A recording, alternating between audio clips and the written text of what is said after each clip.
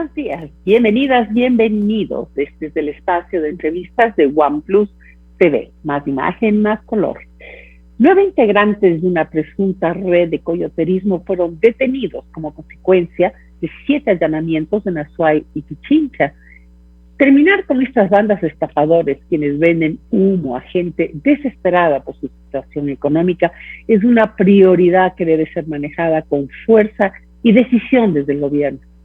Pero las historias de los compatriotas que arriesgan sus vidas rumbo a Estados Unidos por un futuro mejor, pagando ingentes sumas de dinero, también dan cuenta del ahorcamiento al que están sujetos en su propio país.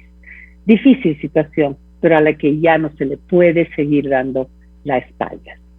Y bien, hoy, miércoles 8 de septiembre, dedicaremos el espacio de entrevistas a conversar con el economista Fausto Ortiz, exministro de Economía, sobre las proformas presupuestarias de acuerdo con el Fondo Monetario Internacional, entre otros temas económicos y financieros. En nuestro espacio editorial, el doctor Carlos Estarellas nos hablará acerca de los 100 días de gobierno. Veamos cuál es su enfoque sobre el tema, que siempre resulta interesante y novedoso. Pero vamos con lo que hoy nos preocupa y que ya pusimos sobre el tapete. Bienvenido, economista Ortiz, qué gusto tenerlo con nosotros, ex ministro de Economía, analista económico y siempre pues al día con estos temas, aparte de consultorías y asesorías pues, permanentes con diferentes gobiernos en lo público y en lo privado. Bienvenido, ¿cómo está usted esta mañana? ¿Cómo está, Yolanda? Gracias por la entrevista, saludos cordiales. Muchísimas gracias. Hablemos sobre la proforma presupuestaria del 2021 entregada a la Asamblea, que ha causado un revuelo, según muchos analistas, innecesario.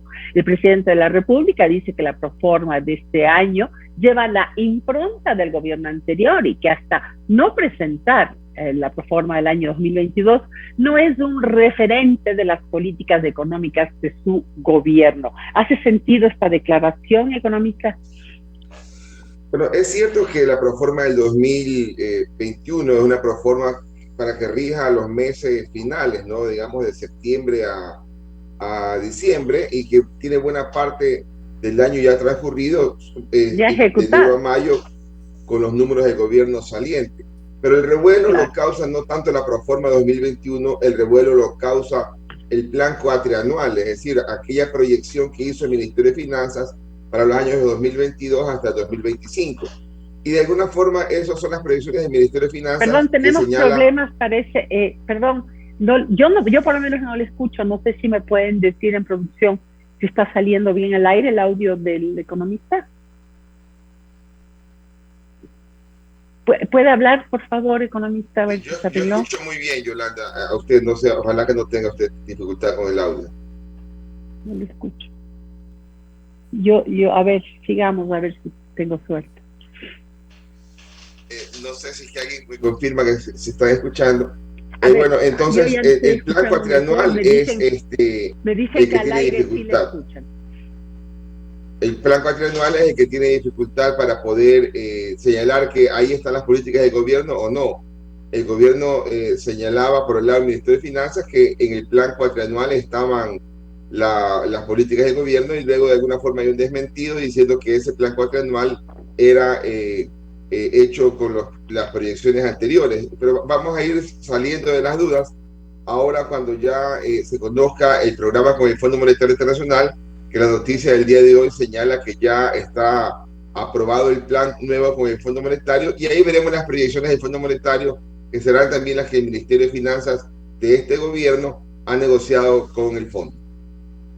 Ok, entonces, volviendo al tema de la proforma que se presentó, ¿qué sentido tiene que bancadas como UNES o Pachacuti, la misma Sociedad Cristiana, se opongan a rajatabla a la aprobación de la proforma, cuando es prácticamente una formalidad en la Asamblea? ¿No es así? Es más, varios analistas económicos señalan que este presupuesto es intrascendente en el actual momento. Como usted bien decía, quedan pocos meses para ejecutar lo que quede y el 80% ya ha sido ejecutado.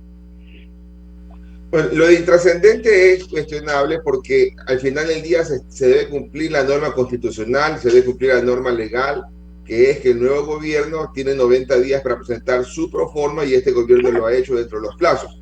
El cuestionamiento que había es si es que el plan cuatrianual estaba trabajado en base a algún plan nacional de desarrollo, que es el que el gobierno no ha presentado, pero el gobierno ha documentado de que el plan nacional de desarrollo no tiene que presentarlo antes del mismo plazo de la proforma, lo podía presentar un poco más adelante, y ahí se trabó un poco la comunicación con la asamblea para poder llegar a acordar que los papeles estaban bien presentados.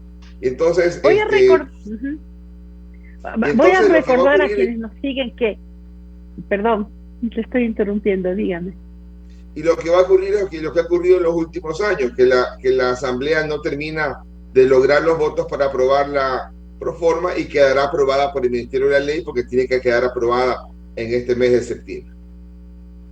Sobre lo que usted señala, en la Ley de Ordenamiento de las Finanzas Públicas se establece lo siguiente: en el año que se posesiona el presidente o presidenta de la República hasta que se aprueba el Plan Nacional de Desarrollo, y simultáneamente la programación plurianual y anual de inicio de gestión del gobierno, regirá la programación plurianual y anual aprobada y actualizada en el gobierno anterior. Más claro no puede estar. ¿Qué pasa? ¿Es falta de conocimiento de los legisladores o estamos siendo sujetos a un nuevo show mediático y de un show de personalidades en la asamblea? Claro, quizás no fue claramente expresado que la proforma tenía esa restricción y que el plan sería presentado un poco más adelante. Quizás es un tema de falta de comunicación. Es claro que el plan cuatrianual presentado por la asamblea no tiene nada que ver con el programa del Plan Nacional de Desarrollo, porque el Plan Nacional de Desarrollo presentado hace 3 o 4 años no contemplaba, como no podía contemplar, la crisis económica que tuvimos en el 2020 y la que seguimos pasando en el 2021. Por lo tanto, los números que están presentando están desfasados de ese plan y los números corresponden más a lo que el gobierno quiere hacer hacia adelante. Y ahí falló esa comunicación, y hay una discusión innecesaria, un desgaste innecesario, tanto de analistas como de asambleístas. En términos generales, un plan de gobierno debe necesariamente verse reflejado en el presupuesto del Estado.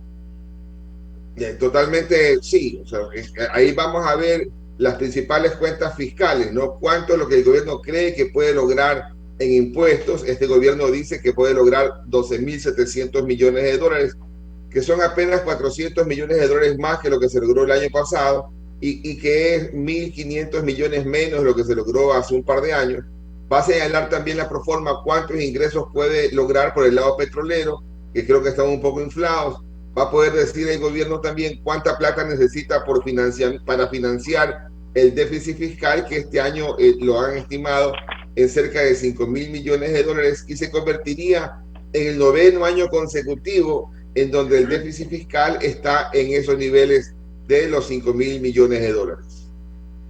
Efectivamente, o sea, ya va a ser una década en que el Ecuador siempre tiene este déficit fiscal. ¿Es esto lo que nos obliga a tener que mirar a los multilaterales y a seguirnos endeudando permanentemente para llenar ese hueco? Claro, mientras haya déficit fiscal, habrá que incrementar el endeudamiento. Se toma deuda también para pagar las amortizaciones, que están bastante mal estructuradas porque son de corto plazo y hay que pagar 4.500, casi 5.000 millones también de amortizaciones de deuda. Por eso cuando tomo deuda para pagar amortizaciones de deuda, la deuda no incrementa. Cuando sí incrementa es cuando tomo deuda para pagar ese hueco fiscal de 5.000 millones de dólares. Y el gobierno del presidente Lasso ha señalado claramente que su meta es que al final de su gobierno el déficit fiscal prácticamente desaparezca, es decir, que al final del 2025 tengamos un endeudamiento menor, consecuencia de que cada vez va a haber una existencia de déficit fiscal declinante y al final de su mandato ojalá un déficit fiscal de 0. Ahora, sí, es una propuesta del gobierno, para lo cual le quedan 3 años y medio realmente, incluso habla de un superávit. ¿No es esto demasiado optimismo? ¿Es posible lograrlo? Hay analistas que dicen que para llegar a un superávit, inclusive para llegar a un déficit cero, se requiere de más de una década y media para poder llegar a esos puntos. ¿Cuántos puntos porcentuales del PIB es lo que debería bajar el déficit en estos 3 años y medio? Sí, el presupuesto del Estado contempla un déficit de 5.000 millones de dólares. Es un déficit con el PIB actual más o menos de un 4.8% del PIB. Y para que no haya déficit, habrá que hacer una corrección de 4.8 puntos del PIB. El programa con el Fondo Monetario, que estaba vigente hasta hace pocos meses, señalaba que del 2020 al 2025 debía caer 5.5 puntos del PIB el ajuste fiscal. Ahora el Fondo Monetario seguramente lo ha bajado, ya no será 5.5, será seguramente algo así como 4,5% del PIB lo que tiene que disminuir. Y la gran expectativa es que no tenga que ir por el tema del IVA, porque eso estaba escrito para el programa anterior. Se esperaba que el IVA le genere 2 puntos del PIB en el año 2023, pero ya eso de ahí ya cambia, desaparece, y seguramente vamos a tener una corrección menor en el lado de impuestos y mayor por el lado del gasto, sobre todo lo que tiene que ver el gasto de capital. Ojalá, porque trasladan la competencia al sector privado con las alianzas público-privadas, una corrección en subsidios y una corrección en sueldos y salarios también. Ya vamos a volver a hablar sobre eso, pero a ver, llama la atención porque la propuesta económica y la macroeconómica para los siguientes 3 años y medio está tan condicionada a los acuerdos a los que finalmente se llegue con el Fondo Monetario Internacional. ¿Cómo llegamos a este punto, economista, y por qué estamos en estas condiciones? ¿Por qué tenemos que depender tanto de este acuerdo? Sí, porque si hoy día miramos el riesgo país, está en 770 puntos. Eso implica que la deuda ecuatoriana, si fuera a buscarse hoy día financiamiento en los mercados internacionales, estaríamos tomando plata cercana al 10%, porque ese riesgo país nuestro de 770 equivale a 7.7% de interés, que hay que sumarle al interés de la deuda americana, que es como se comporta y se hace el análisis. Entonces estaremos tomando deuda cercana al 10%. Esa deuda quiere decir que es impagable. No podemos tomar 5.000 millones más al 10%, porque implicaría que el año siguiente hay que pagar 500 millones de dólares en intereses nuevos, lo que equivaldría a un punto del IVA adicional. Entonces el gobierno dice, hago un alto en el tema de conseguir plata en los mercados internacionales, y lo que necesito entonces es tomar plata de los multilaterales, que me dan plata a 10, 20 o 30 años a tasas de 4, 3, 2%, y entonces nos permite hacer una corrección. Y en el camino de corregir el tema financiero, de financiamiento, también puedo ir ajustando la parte fiscal. Es decir, ese es el matrimonio que existe hoy día con los multilaterales para lograr bajo financiamiento y la excusa para poder ir a buscar programas de ajuste en el tema del déficit fiscal, que nadie lo ha enfrentado desde los últimos 8 años y medio. ¿Hay posibilidad de crecimiento mientras se mantenga un déficit fiscal de tamaña magnitud? Si el déficit fiscal implicara incrementar el gasto, uno podría pensar que el gasto público del gobierno va a ayudar al crecimiento. Pero si uno mira la proyección del Fondo Monetario previa y más la proyección del gobierno actual, uno mira que el gasto está completamente plano, ¿verdad? Que no se incrementa el gasto, por lo tanto no hay empuje del crecimiento económico por el lado fiscal. Entonces, y ahí hay dos políticas que se oponen. Por un lado, contraer el gasto va en contra de hacer el crecimiento económico, y esa es la parte más difícil del gobierno. Antes de la pandemia ya estábamos en proyecciones de alguna forma condenados a un crecimiento por debajo del 2%. Y eso es lo que hay que romper. Hay que tratar de buscar crecimiento mayor. Y no confundirnos el crecimiento de este año, que el gobierno dice 3%, o del año siguiente, que también están planteando 3%. Esos son crecimientos, pero no es más que un rebote de la caída del año 2020, que cuando perdimos casi 8 puntos del PIB en un solo año. Entonces, los años siguientes, 21 y 22, lo que harán es apenas recuperar esa caída, que nos va a tomar a nosotros entre 3 años, y ojalá que no sean 4, para llegar a los niveles previos del Producto Interno Bruto del año 2019, cuando en otros países como Colombia, como Perú, ya está tomando solamente un año, América Latina 2 años y Estados Unidos y China ya lo superaron, ¿no? Interesante. Adelantó el presidente que no se hará una reforma tributaria amplia como había sido el acuerdo inicial de Moreno con el Fondo Monetario Internacional. Se calculó percibir con Moreno $2.500 millones por este concepto en el 2022. ¿Con qué van a compensar? ¿Con qué puede compensar el gobierno no subir los impuestos del IVA y a la renta, por ejemplo?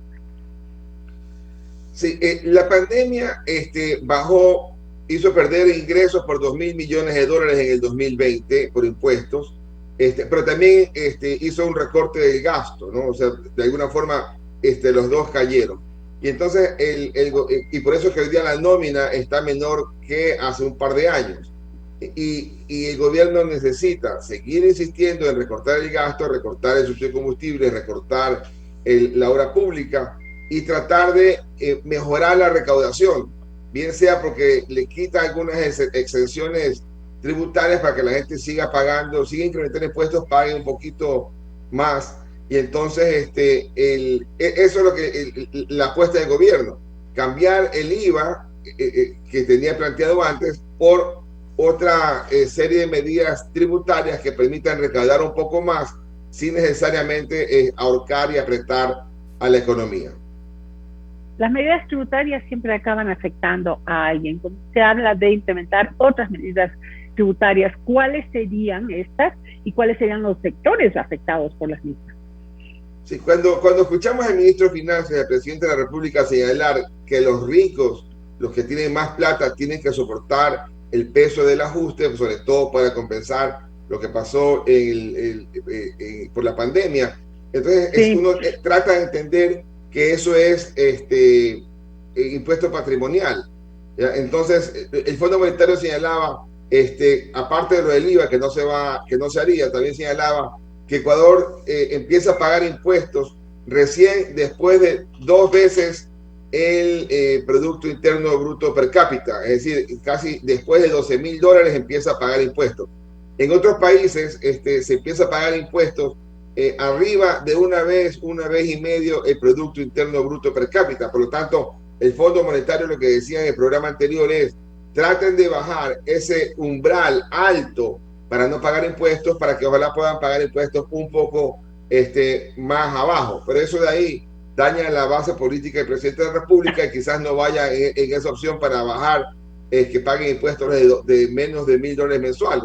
Pero sí, seguramente podría ser algo un poco más arriba para eliminarles algunas exoneraciones y de esa parte lograr alguna cantidad de impuestos que no va a cubrir el déficit fiscal, pero al menos va en la ruta de mejorar la recaudación.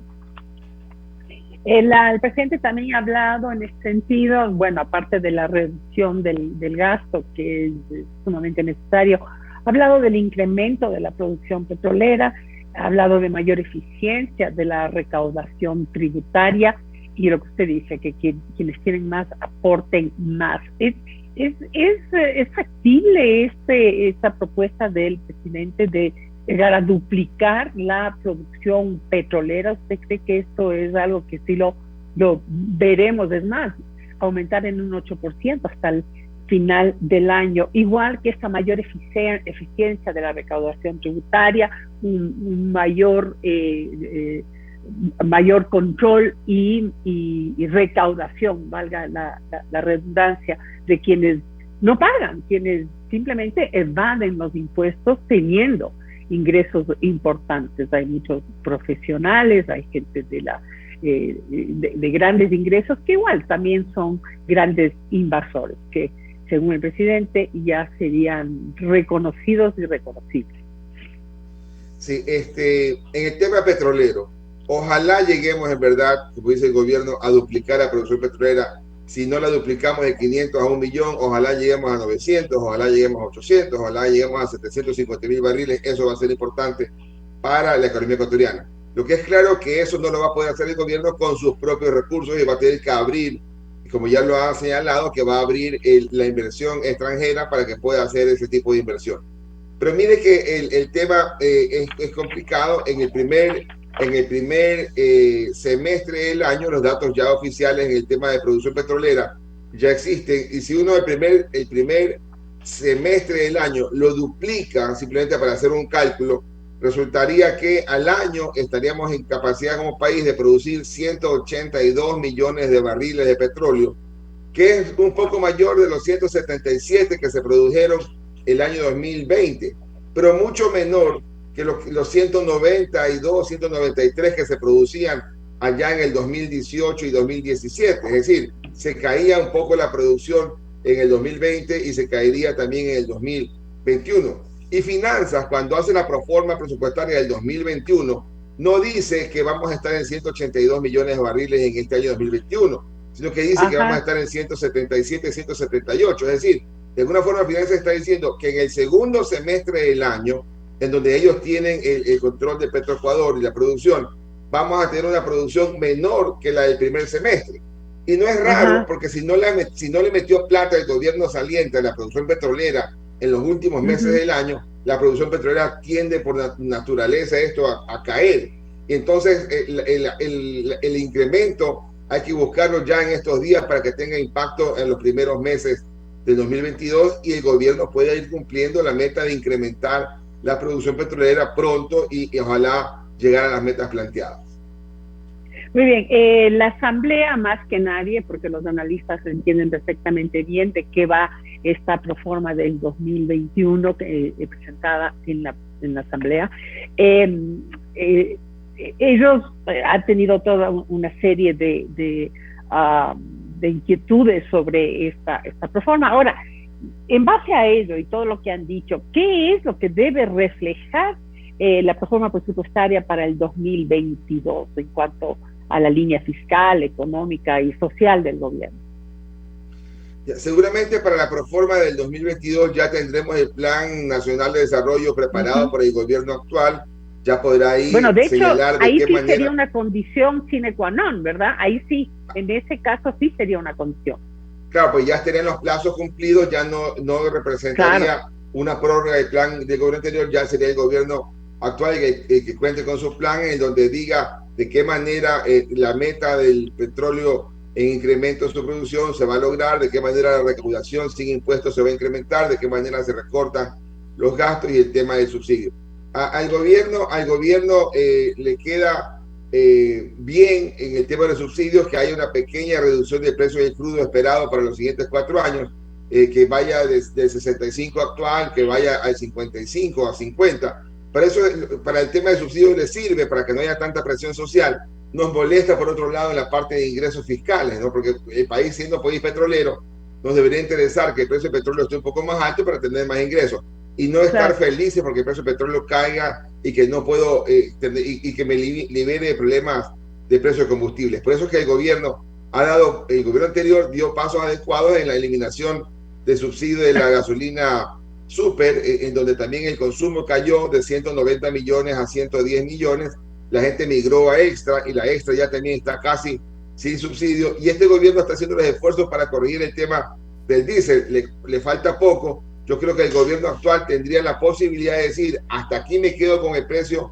incrementado, porque la proyección del petróleo en los par de años siguientes lo va a bajar un poco, y no sería adecuado incrementar el precio a nivel de, supongamos, llegar hasta $2 hasta un año después de hoy, para que luego tenga que retroceder porque el precio cae. Entonces creo que ahí hay espacio para decir, en vista de la producción y proyección petrolera que tenemos en el futuro, podríamos decir, hasta este mes vamos a seguir con la política de incrementar el diésel, o al menos inclusive bajarlo del 3% actual a un rango un poco menor.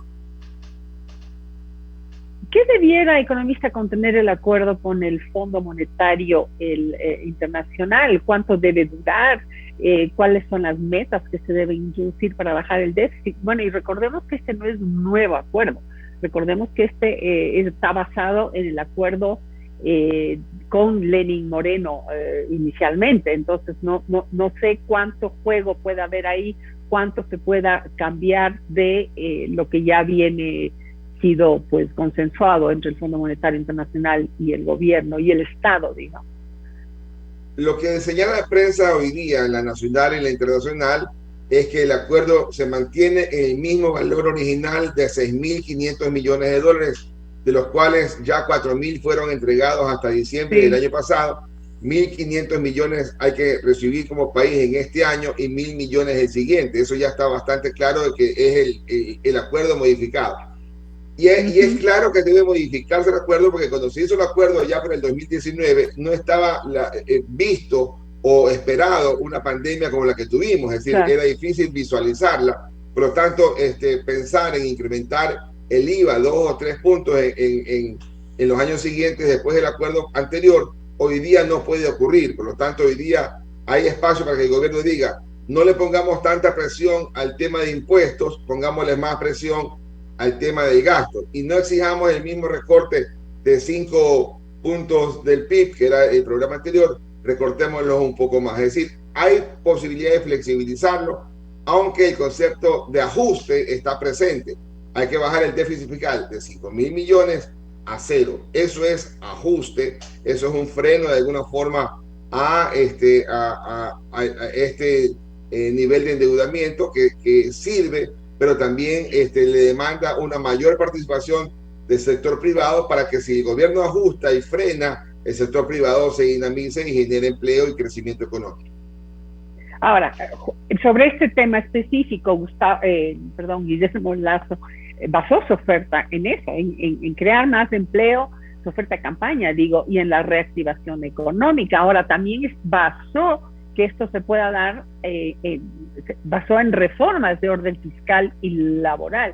Con este clima hostil que se percibe en la Asamblea y también en diferentes sectores sociales y gremiales, ¿cómo podrá llevar adelante su propuesta? ¿Cómo cumplir con su propuesta de campaña y ahora en gobierno?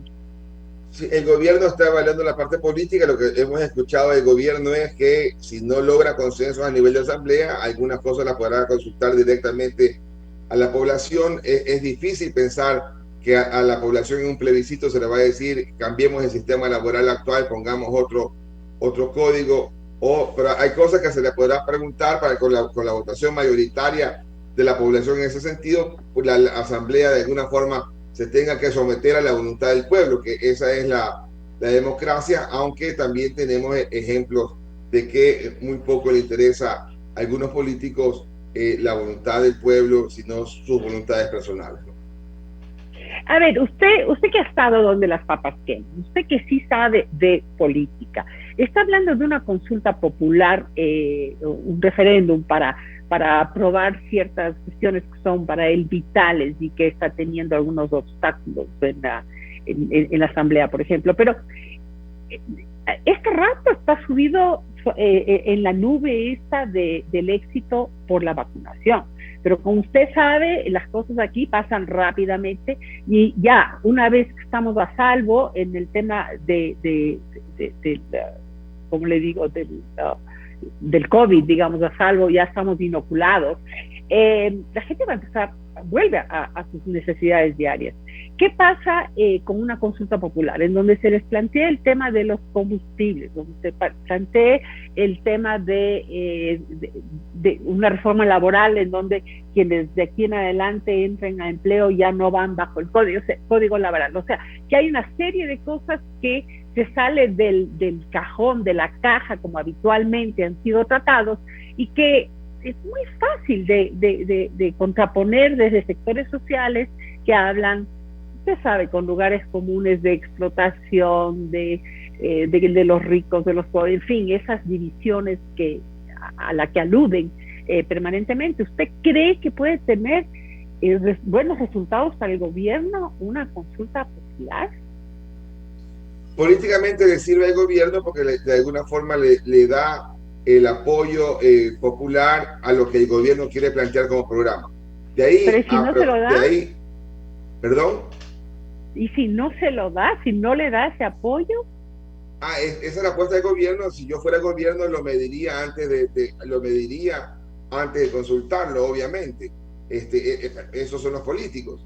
Ahora, mi preocupación mayor es, en el 2005, por allá, 2005-2006, hicieron una consulta, un plebiscito, para poderle dar plata y cumplir el plan decenal de darle más plata al sector salud, sector educación. En el 2008 esa consulta se la levantó a tema constitucional y forma parte de la Constitución. Pero cada año eso no se cumple. Entonces, esa es la preocupación, de que lo que está en el plebiscito, lo que está en la Constitución, cuando bajas al nivel de ejecución presupuestario, exacto, no lo cumplen. ¿Por qué? Porque no hay la plata, porque no hay el interés, porque se las ingenian para bypasearla. Entonces, al final del día, el tema de la consulta sirve políticamente para poder decir, yo tengo el respaldo y por eso presento esto con el soporte que me da el soberano para poder decir, hay que hacer este nuevo código, hay que hacer y mantener este tema de subsidios, hay que corregir este tema de salud y educación. Pero de ahí la implementación pasa por los canales políticos, que son los complicados.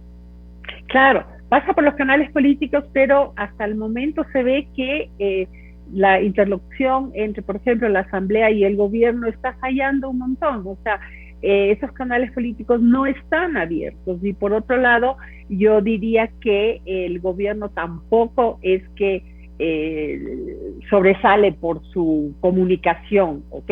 El único vocero que ahorita tiene el gobierno es el propio presidente Lasso, lo cual les lleva también a un desgaste precipitado e innecesario. Entonces, siempre, como usted dice, hay que medir el tema de la consulta popular, pero en este momento se está usando como una herramienta de amenaza también, lo cual le puede poner contra las cuerdas al gobierno. Entonces, hay que ver cómo se sale de estos escollos y cómo mejora esa comunicación con la sociedad y obviamente con el legislativo, que es tan necesario para poder sacar adelante y reactivar al país.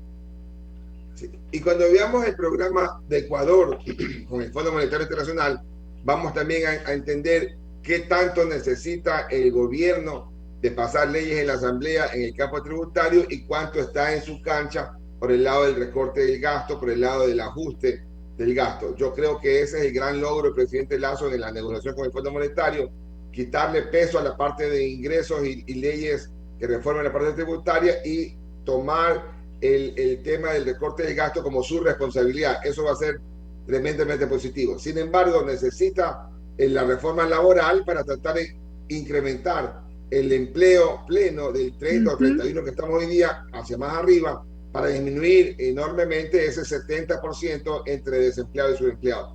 Y esa consulta es la que tiene que el gobierno ir a buscar para tratar de conseguir apoyos para que se vaya dando esa reactivación tan necesaria, sobre todo en el tema del empleo. Economista Ortiz, cuánto le agradecemos de habernos acompañado, darnos todo este tiempo. Ha sido muy claro y esperamos poder seguir conversando de estos temas que son fundamentales para el país. Con gusto, Yolanda. Muchas gracias. Saludos cordiales.